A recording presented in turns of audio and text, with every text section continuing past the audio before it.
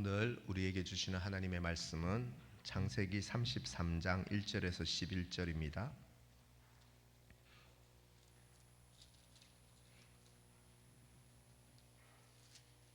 창세기 33장 1절에서 11절입니다.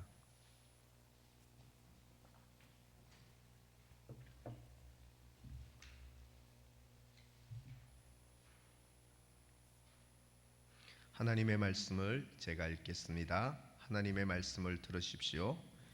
야곱이 눈을 들어보니 에스가 400명의 장정을 거느리고 오고 있는지라 그의 자식들을 나누어 레아와 라헬과 두 여종에게 맡기고 여종들과 그들의 자식들은 앞에 두고 레아와 그의 자식들은 다음에 두고 라헬과 요셉은 뒤에 두고 자기는 그들 앞에서 나아가되 몸을 7번 땅에 굽히며 그의 형 에스가 가까이 가니 에스가 달려와서 그를 맞이하고 안고 목을 어긋맞추어 그와 입맞추고 스러우니라.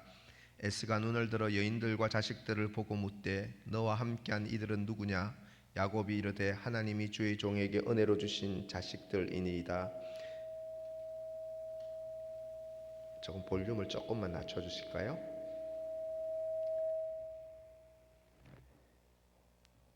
그때 여종들이 그의 자식들과 더불어 나와 절하고 레아도 그의 자식들과 더불어 나와 절하고 그 후에 요셉이 라헬과 더불어 나와 절하니 에스가 또 이르되 내가 만난 바 이 모든 때는 무슨 까닭이냐? 야곱이 이르되 내 주께 은혜를 입으려 함이니이다. 에스가 이르되 내 동생아 내게 있는 것이 족하니 내 소유는 내게 두라. 야곱이 이르되 그렇지 아니하나이다. 내가 형님의 눈앞에서 은혜를 입었사오면 청하건대 내 손에서 이 예물을 받으소서. 내가 형님의 얼굴을 배운즉 하나님의 얼굴을 본 것 같사오며 형님도 나를 기뻐하심이니이다. 하나님이 내게 은혜를 베푸셨고 내 소유도 족하오니 청하건대 내가 형님께 드리는 예물을 받으소서 하고 그에게 강권함에 받으니라. 아멘. 미국의 정신과의 전문의인 조지 베일런트라는 분이 있습니다. 그가 지은 책, 유명한 책이죠. 행복의 조건이라는 책에서 하버드 졸업생들, 수재들을 주로 대상으로 총 814명의 삶을 수십 년간 추적해 조사한 결과를 발표합니다. 이 책에서 발표하는데요. 65세 때까지 행복한 삶을 산 사람들의 특징은 어린 시절에 형제 자매와 친밀한 관계에 있었다는 것을 발견합니다. 그러면서 그 책에서 베일런트 교수는 원만한 인간관계가 행복한 삶을 여는 열쇠다 이렇게 말합니다. 원만한 인간관계가 행복을 이루는 열쇠다라고 말합니다. 또 19세기 정신의학과 박사 린치 교수는요, 인간관계가 행복한 삶의 척도일 뿐만 아니라 심지어 몸의 건강과 수명에까지 인간관계가 영향을 미친다고 말했습니다. 여러분, 인간관계가 이처럼 중요합니다. 인간관계가 꼬이고 불편하면 몸의 건강과 수명까지 영향을 미친다는 것입니다. 이처럼 원만한 인간관계는 건강한 삶, 행복한 삶의 열쇠라면, 그러면 우리는 어떻게 인간관계망 속에서 어떻게 원만하고 좋은 관계를 세우며 살아갈 수 있을까 고민하지 않을 수 없습니다. 야곱은 20년간의 타향살이를 드디어 청산하고 고향 아버지 집으로 돌아갑니다. 야곱은 귀양 도중에 브니엘이란 곳에서 천사와 씨름한 후에 내가 하나님의 얼굴을 보았다라고 말하며 하나님을 경험하고 만났습니다. 하지만 아직 야곱에게 풀어야 할 숙제가 하나 남아 있었습니다. 그게 무엇일까요? 20년 전에 장자의 권리와 축복을 뺏겼던 형 에스가 400명의 장정, 군사로 보이는 장정을 거느리고 야곱에게로 오고 있었기 때문입니다. 20년 세월 동안 형이 어떻게 살았을까? 동생에 대한 미움과 정오로 복수심으로 살았을 것이고, 동생은 죄책감과 두려움으로 그 20년을 고통 속에서 이 형제들이 지냈을 것입니다. 드디어 그들이 대면합니다. 어떻게 될까요? 4절을 보시면요. 에스가 달려와서 그를 맞이하여 안고 목을 어긋맞추고 그와 입맞추고 서로 우니라. 이 10년 만에 이산가족의 이 극적인 상봉은 굉장히 우리에게도 감동을 불러오기에 충분합니다. 여기서 한 가지 궁금한 점이 생깁니다. 도대체 이 10년간을 원수처럼 정오와 복수심과 두려움 속에 살았던 그 두 사람이 어떻게 이렇게 울고 목을 어긋맞추고 포옹하고 눈물 흘리며 화해하게 되었을까? 어떻게 용서하고 화해에 이르게 되었을까? 궁금하지 않을 수 없습니다. 오늘날 우리는 수많은 인간관계망 속에서 야곱과 에서의 화해의 모습을 살펴봄으로써 어떻게 하면 우리도 용서와 화해를 이루는, 그래서 행복하고 새로운 관계를 향하여 출발할 수 있을까? 지금의 묵은 관계들을 청산하고 용서하고 화해하는 새로운 관계로 어떻게 하면 나아갈 수 있을지를 상고해 보고자 합니다. 용서와 화해를 이루는 이 복되고 새로운 관계는 첫 번째는요, 자기를 버리는 희생을 통해서 이 새로운 관계가 시작될 수 있다는 것입니다. 희생을 통해서입니다. 야곱은 직전에 브니엘에서 하나님을 만나기 전까지 형이 400명의 군사를 거느리고 온다는 소식을 듣고 어떻게 조치합니까? 종들, 가족들을 희생양으로 자기 앞에 다 보냅니다. 그리고 자기는 어떻게 하든 목숨을 건질 살궁리만 했던 사실은 비겁한 인물입니다. 하지만 브니엘에서 하나님을 만나고 난 뒤 어떻게 달라졌을까요? 3절을 보시면 자기는 그들 앞에서 나아가되 몸을 7번 땅에 굽히며 그의 형 에스에게 가까이 가니. 이제 특징적인 단어는 그의 앞에서 나아갔다.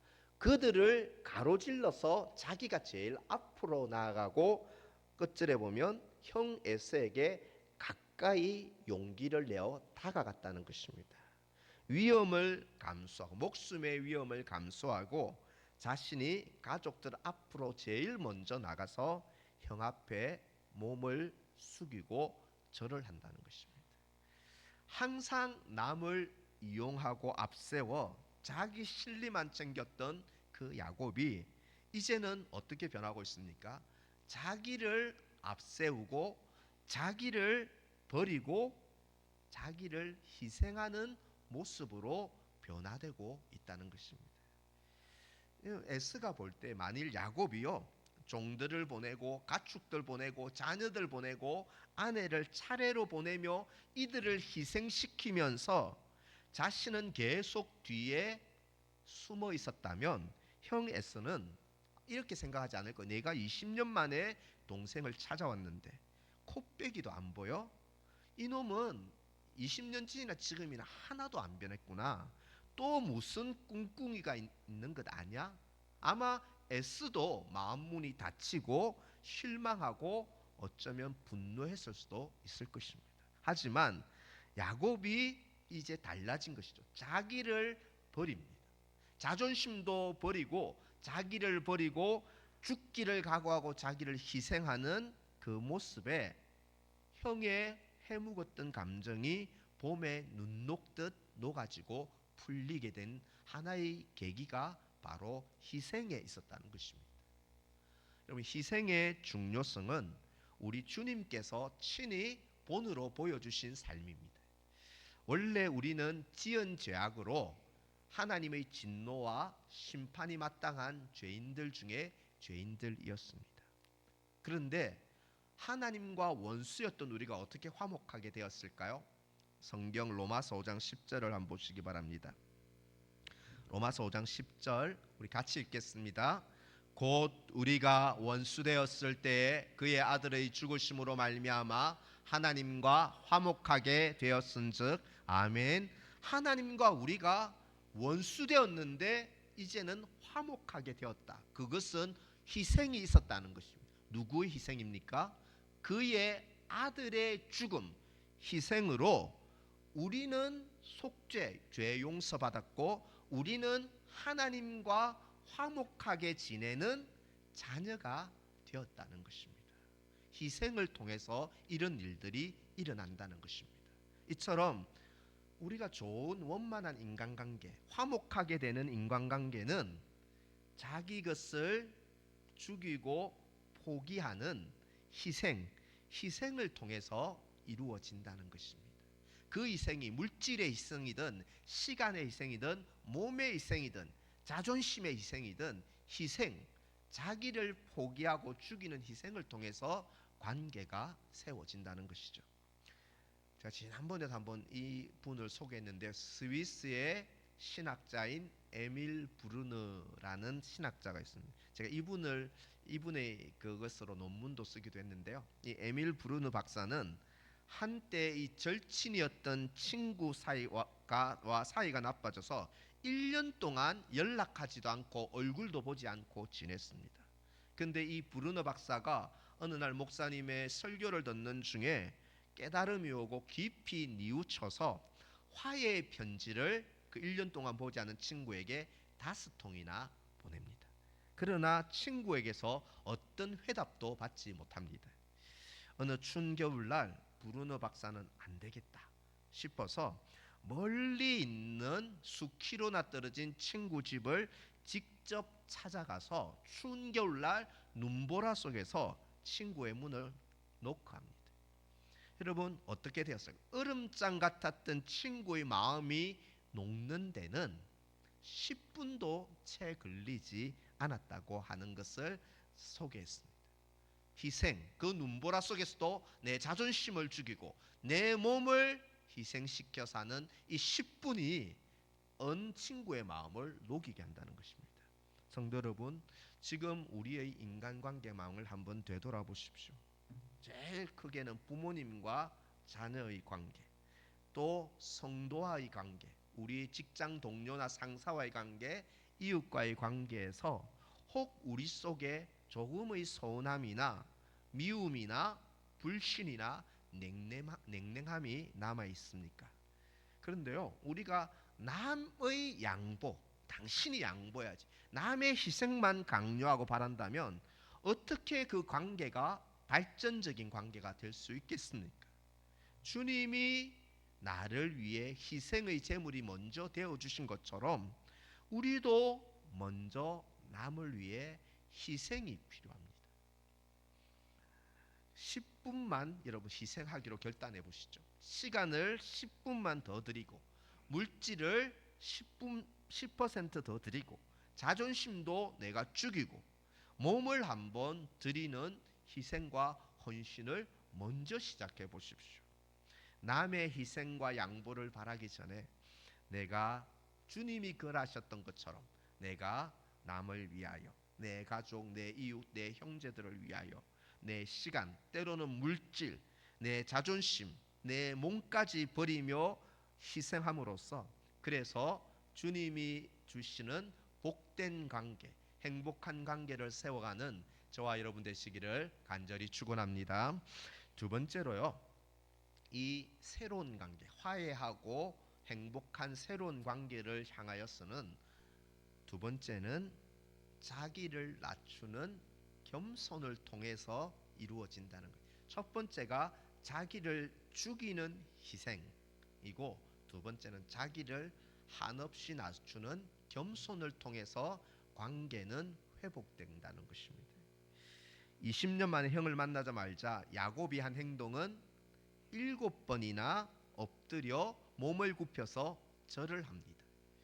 여러분 사실 형제지간에 형과 동생 아우 사이에 7번이나 절을 하는 경우는 거의 없습니다.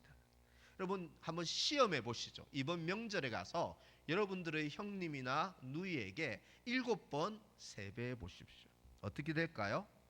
세뱃돈을 주는 게 아니라 뭐 잘못 먹었나? 이렇게 됐나? 이런 소리를 듣게 될 것입니다.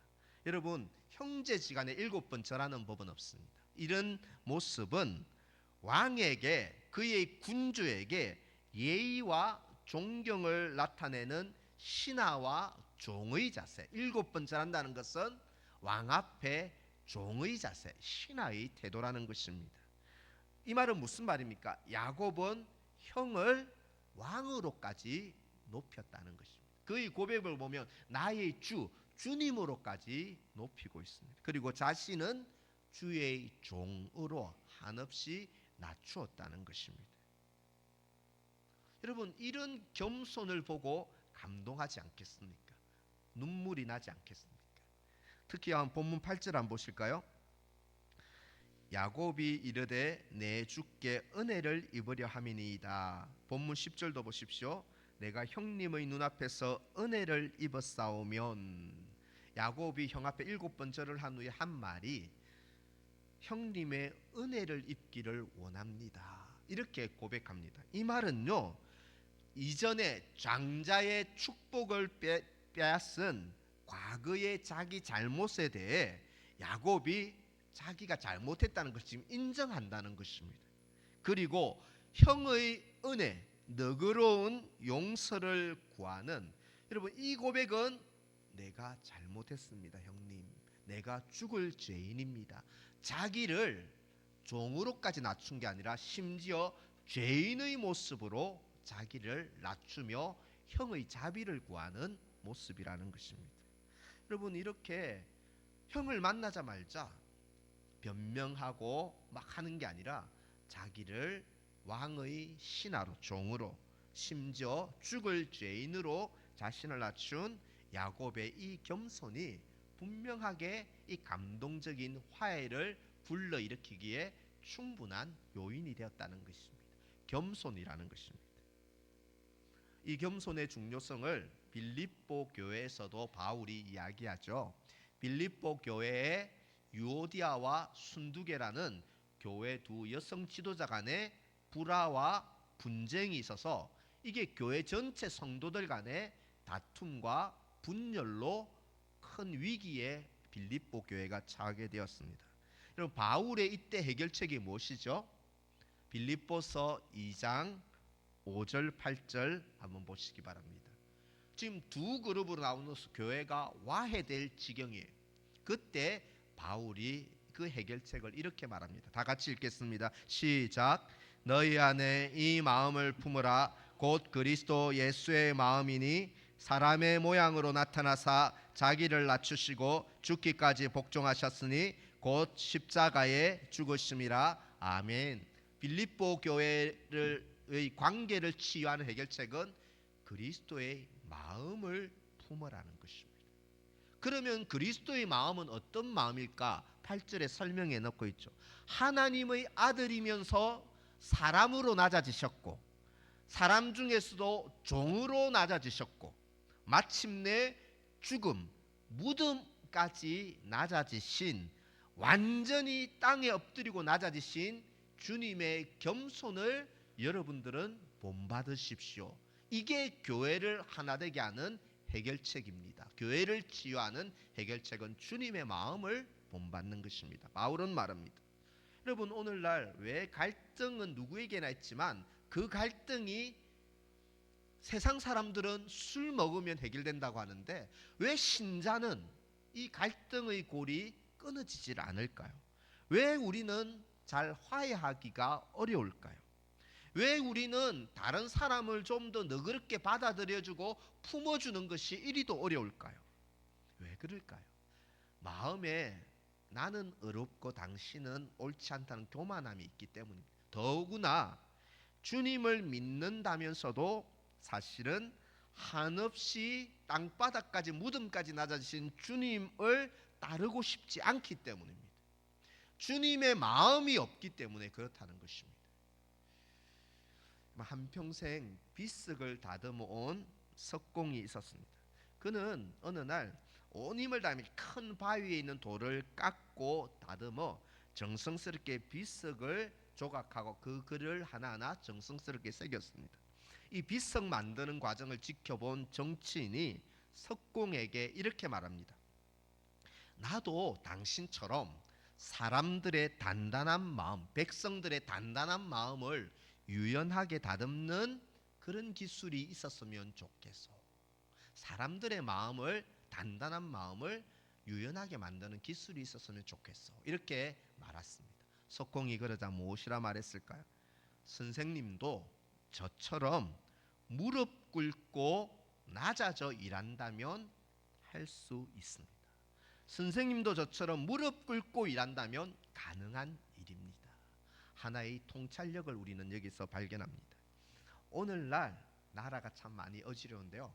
정치인들이 사리사욕이 아니라 정말 국민을 위한다 말로만 하지 말고 정말 국민을 종처럼, 정치인들이 자기들이 종처럼 국민을 떠받들고 왕처럼 섬긴다면 여러분 다시 국민의 존경과 신뢰를 얻지 않겠습니까? 명절에 우리는 부모님 만나고 시부모님 만나고 또 자녀들 보고 형제들을 만나는데 내가 연장자고 내가 많이 희생했지만 그래도 내가 주님의 희생을 생각하며 낮아짐을 생각하며 내가 힘든 그 일들을 감당하고 낮추어 섬긴다면 그 가정에 평안과 화목이 깃들지 않겠습니까? 교회에서 우리가 중직자들이 목사가 우리가 누가 나를 알아줄까 나를 인정하고 대접해 줄까가 아니라 내가 교회에서 누구를 도대체 섬길까 무엇을 섬길까를 생각하고 찾고 그래서 아무도 하지 않는 그 하찮은 일조차 주님 마음으로 봉사하고 성도들을 섬긴다면 그 공동체는 오고 싶은 은혜 넘치는 공동체가 되지 않겠습니까? 모두 이렇게 예수님의 마음으로 서로 섬기고 존대한다면 그렇게 되지 않겠습니까? 문제는 우리가 우리의 본성이요 이렇게 나를 낮추고 겸손하기보다는 높아지기를 좋아한다는 것이고 대접받고 이렇게 하기를 좋아하는 교만함들이 우리 본성에 내재해 있다는 것입니다. 누가 나를 그래서 비난하고 잘못했다면 벌끈합니다.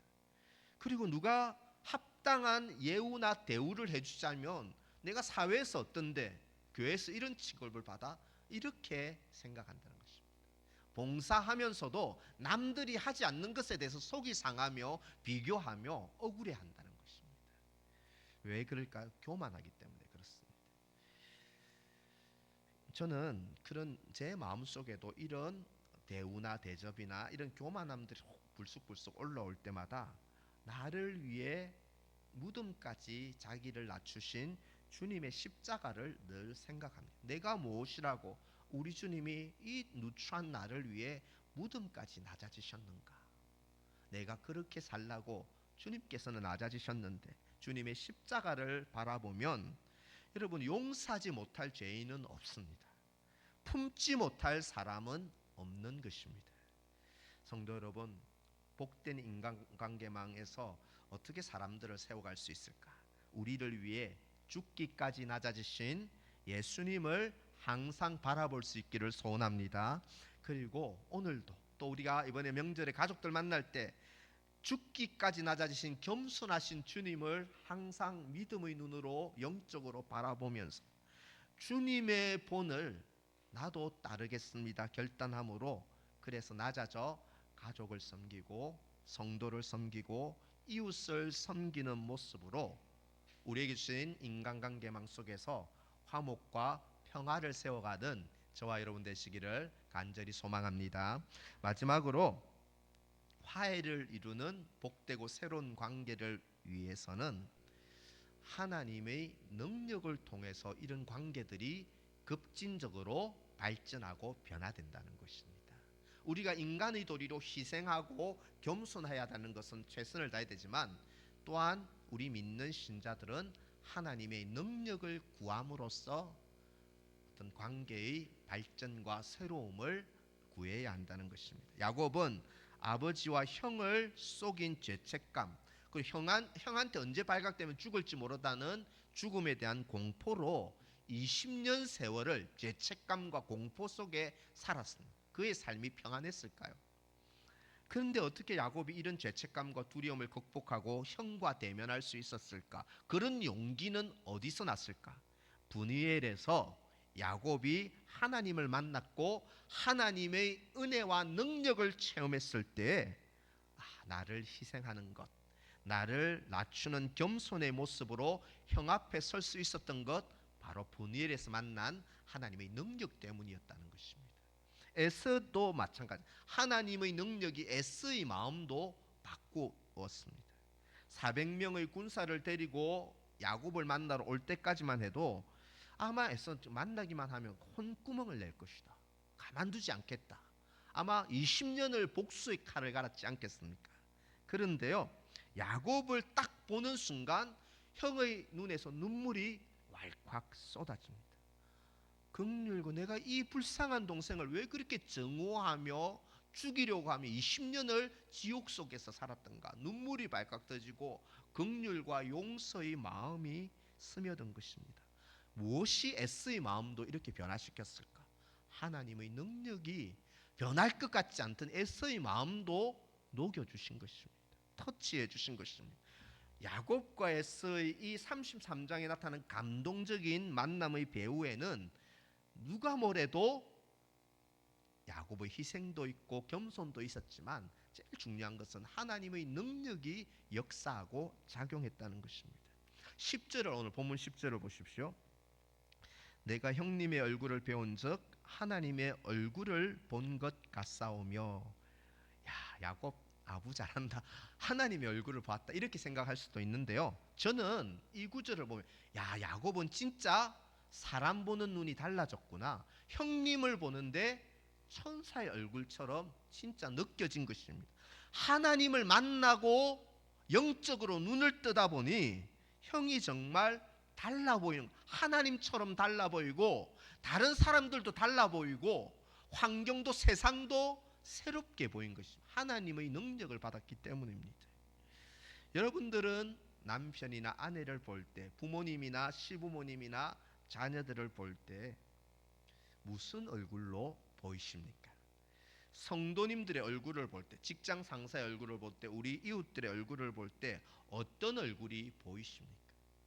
제가 지금 여러분 한번 쳐다보세요 하면 또 당황하실 것 같아서, 우리가 서로의 얼굴을 볼 때 어떻게 보이십니까? 하나님의 얼굴, 천사의 얼굴로 상대방이 보이십니까? 아니면 온갖 정오와 근심과 분노로 가득한 마귀의 얼굴이 보이십니까? 여러분, 상대방의 얼굴이 하나님의 얼굴로 안 보인다면 문제는 그 사람의 문제가 아닙니다. 바로 우리의 문제라는 것입니다. 내가 하나님을 만나야죠. 내가 하나님의 은혜와 능력을 체험하고 그 은혜 가운데 풍성이 있으면, 내가 변화되면 다른 사람이 달라 보이는 것입니다. 가족이 달라 보이고 자녀가 달라 보이고 형제들이 달라 보이는 것입니다. 우리가 하나님을 만나고 하나님의 능력을 체험하면 이런 달라지는 것이 보인다는 것입니다. 1958년 4월 25일에 미국 필라델피아에서 당시 나이로 26세인 오이노시, 유학생 오이노시가 사망하는 살인 사건이 일어납니다. 한국에 있는 부모님에게 편지를 보내려고 우체통을 향해 가는데 저 불량배, 흑인 불량배 11명이 무차별 폭행으로 돈을 뺏기고 사망하고 말았습니다. 폭력배 11명 중에 적극 가담자인 3명이 살인 혐의로 큰 유죄를 선고받았습니다. 저기 여러분 보시는 왼쪽 화면이 저 11명 중에 이렇게 불량배들이고요. 저기는 오이노 씨가 묻혀 있는 그 비석입니다. 보면 그때 이 재판 중에 오이노 씨의 아버지 오기병 장로님은 한국에서 필라델피아 시장에게 편지를 보냅니다. 하나님께서 우리의 슬픔을 성화시켜 기독교적 소망을 주신 것을 감사합니다. 저 비석에도 슬픔이 변하여 기독교적인 소망으로 오인호되어 있습니다. 우리는 어떻게든 살인자들의 영혼이 구원받고 이들에게 용서와 새 생명을 불어넣을 수 있는 도구가 되기를 원합니다. 하나님의 축복이 우리 피부치 아들을 죽게 한 이들에게 함께 하시기를. 이렇게 용서를 단언하고요. 이들이 나중에 출소해서 사회에서 이렇게 개선하는 이런 훈련을 할 때 쓰라고 $500 당시의 큰 금액을 이렇게 저들을 위해서 보냅니다. 여러분, 이게 도대체 이런 일이 어떻게 가능할까? 사람의 의지로는 힘들죠. 근데 하나님을 만나면, 하나님의 용서를 체험하고 하나님의 은혜와 능력을 받으면 이렇게 어떤 사람도 용서하고 화해하는 그 능력이 하나님 안에 있다는 것입니다. 성도 여러분, 아직까지 누군가 받아들이기 힘든 그 사람이 있습니까? 혹 나의 잘못으로 원망들을 만한 일을 사고 깨진 관계가 있는데 내가 불편하게 굳이 다가갈 용기를 내지 못하는 분이 있습니까? 더 잘 지내고 싶은데 도대체 이 관계를 어떻게 가꾸어 가야 할지 모르는 분이 있습니까? 그때는 사람의 마음을 바꾸시는 하나님의 능력을 간구할 수 있기를 소원합니다. 주님의 능력으로 내 아들, 저 사람들의 완악한 마음을 깨뜨려 주시고 미움을 녹여 주시고 변화시켜 주시옵소서. 하나님의 능력으로 나의 연약하고 차가운 이 마음이 녹아지게 하시고 그들을 품어낼 수 있는 용서의 마음을 하나님의 능력 주시옵소서. 성도 여러분, 우리의 모든 만남에 나와 저들에게 하나님의 능력, 마음을 어루만지는 하나님의 능력을 구하심으로, 그래서 용서와 화해를 이루는 복된 새로운 관계를 향하여 출발하는 저와 여러분 되시기를 간절히 소망합니다. 말씀을 맺으며 신학자 토마스 애덤스가 이런 말을 했습니다. 잘 들어보십시오. 다른 사람을 바꾸려면 스스로 먼저 바뀌어야 한다. 이 세상이 나아지지 않는 한 가지 이유는 서로가 서로를 변화시키려고만 할 뿐 자신은 변화하려고 들지 않기 때문이다. 한번 새겨볼 필요가 있을 것 같습니다. 우리는 오늘 설교에서 원만한 좋은 인간관계가 행복한 삶, 건강한 삶, 심지어 하나님과의 관계에도 큰 영향을 미친다는 것을 배웠습니다. 그런데 더 중요한 사실은 우리가 이거 알고만 있을 것이 아니라 우리가 자꾸 남을 바꾸려 하고 남을 고치려 하지 말고 이 모든 관계 속에서 나 자신을 하나님의 은혜로 가꾸어 가고 바꾸어 나가야 한다는 것입니다. 어떻게 하면 용서와 화해를 이루어 행복하고 하나님이 주신 이 관계망 속에서 행복하고 복된 관계를 세워야 하지 않겠습니까? 어떻게 하면 될까요? 첫째는 남의 희생을 강요하지 말고 나를 먼저 버리는 희생이 필요하다는 것입니다. 두 번째는 죽기까지 낮아지신 주님의 마음을 품고 나도 낮아지는 겸손이 필요하다는 것입니다. 무엇보다도 사람의 마음을 바꾸어 주시는 하나님의 능력을 이번 명절에도 하나님 바꾸어 주옵소서. 하나님의 능력을 구해야 합니다. 희생, 겸손, 하나님의 능력으로 우리에게 주신 많은 사람들과 용서와 화해를 이루고 복되고 새로운 관계를 향해 출발하는 올 한 해 저와 여러분 다 되시기를 우리 주님의 이름으로 간절히 축원합니다. 오늘 주신 말씀 붙잡고 같이 한번 기도하며 나아갑시다. 하나님, 주님이 나를 먼저 용서하고 화목하여 주신 것처럼 하나님 고집 피우지 않고 주님의 마음을 본받아 우리도 용서와 화해를 이루는 백성, 화해의 백성이 되게 하여 주옵소서. 남의 양보와 희생만 자꾸 강요하기보다는 내가 먼저 나를 죽이고 희생하게 하시옵소서. 죽기까지 낮으신 주님의 겸손을 온전히 따르게 하여 주시옵소서. 나와 너 우리 관계를 만져주시고 바꾸실 하나님의 능력을 간구하오니 주여 저들을 변화시키시고 나의 마음을 변화시켜 주시옵소서. 이런 제목으로 오늘 주신 말씀 우리가 마음에 새기며 우리 자신에게 적용하며 한 2-3분간 결단의 기도를 조용히 드리도록 하겠습니다. 하나님 아버지, 하나님 아버지, 우리의 관계를 세우실 주님을 바라봅니다. 하나님 아버지, 우리를 만져주실 주님을 바라봅니다. 하나님의 능력과 은혜가 아니면 바뀌어질 수가 없습니다. 희생과 겸손의 모습으로 주님처럼 아버지 낮아지게 하시고 무엇보다 우리의 마음을 바꾸시는 하나님의 능력을 구하는 하나님 저희들 될 수 있도록 하나님 아버지여 도와주시옵소서. 하나님이여 우리의 마음을 변화시켜 주시옵소서. 하나님이여 우리의 마음을 새롭게 하여 주시옵소서. 하나님이 아니면 은혜 아니면 설 수가 없습니다. 하나님이여 도와주시고 하나님 아버지 역사하여 주시기를 간절히 바라고 소망합니다. 주님.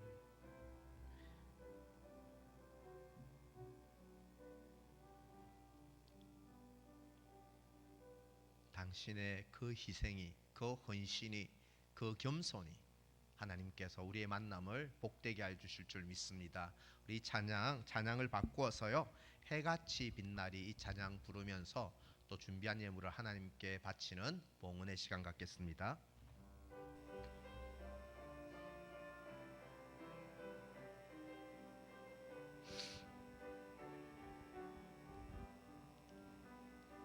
당신의 그 겸손이 전국에서 해같이 빛나리. 당신의 그 겸손이 전국에서 해같이 빛나리. 당신의 그 믿음이 전국에서 해같이 빛나리. 당신의 그 충성이 전국에서 해같이 빛나리. 주님이 기억하시면 족하리. 예수님 사랑으로 가득한 모습, 천사도 흠모하는 아름다운 그 모습, 전국에서 해같이 당신의 그 순종이, 당신의 그 순종이 전국에서 해같이 빛나리. 당신의 그 사랑이 전국에서 해같이 빛나리. 당신의 그 찬송이 전국에서 해같이 빛나리. 당신의 그 현실이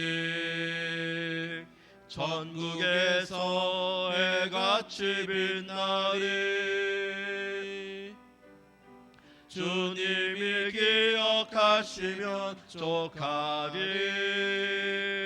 불타는 사명으로 가득한 모습, 천사도 흠모하는 아름다운 그 모습, 전국에서 해같이 주님이 기억하시면 족하리. 주님이 기억하시면 예수님 사랑으로 가득한 모습, 예수님 사랑으로 가득한 모습, 천사도 흠모하는 아름다운 그 모습, 전국에서 해같이 빛나리.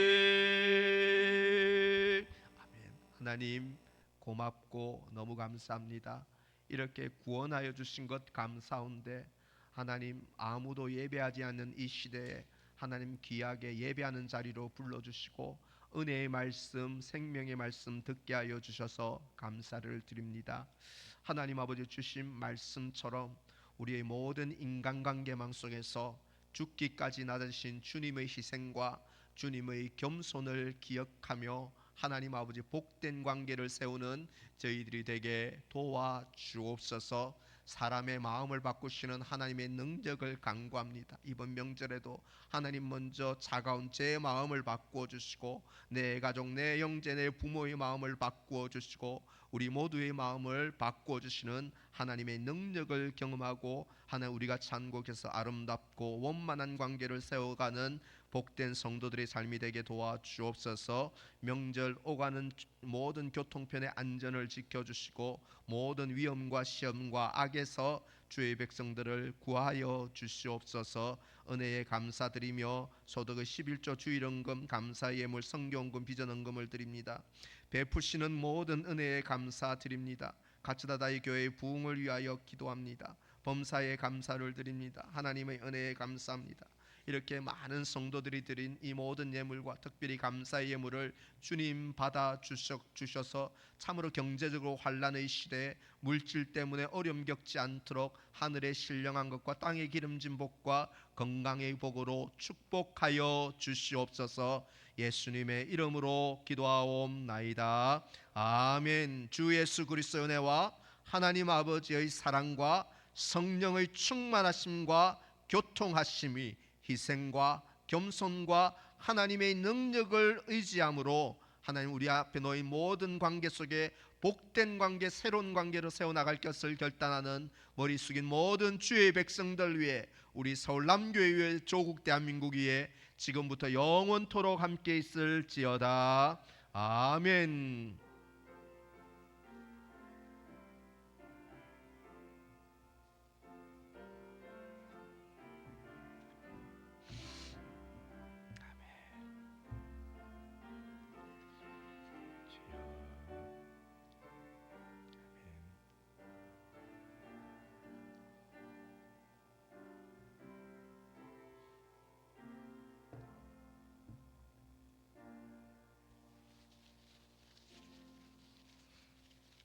잠깐 교회 소식을 전하고 교제하고 또 마치도록 하겠습니다. 주보 사면에 우리 주보를 참조해 주시기 바랍니다. 3번 광고입니다. 이번 주간은 설 명절 연휴가 계속됩니다. 그래서 오고 가는 교통편의 발걸음에 주님이 동행하셔서 시험되는 일 없도록 우리가 또 주님이 동행하시기를 기도하고요. 저 뒤편에 보면 명절 가정예배 순서지가 있습니다. 우리 기독교의 전통은 절기 때마다 결혼이나 장례나 행사가 있을 때마다 다 먼저 예배함으로 하나님을 섬깁니다. 그래서 혼자라도 좋고요, 둘이라도 좋고 가족들이 있을 때에 가정예배 순서지를 그대로 읽으시면 여러분들도 목사가 될 수 있습니다. 네, 그래서 명절 가정예배 순서지 꼭 가져가셔서 활용하셔서 꼭 하나님께 예배 드리시기를 바랍니다. 명절 연휴 관계로 이번 주간 한